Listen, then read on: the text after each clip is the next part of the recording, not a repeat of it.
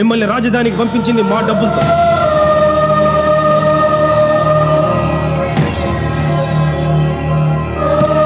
మీరు అసెంబ్లీ సమావేశాలు జరుపుకుంటున్నది మా డబ్బులతో.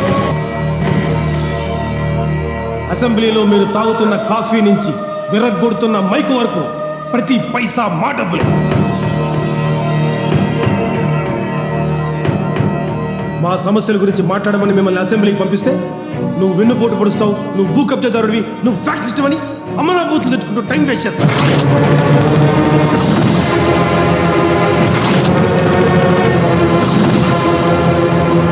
ఈ అసెంబ్లీలో మీరు నిమిషం సేపు కూర్చోవడానికి సుమారు 6,000 ఖర్చు అవుతుంది. గంటకి 3,60,000, 10 గంటలకి 36 లక్షలు.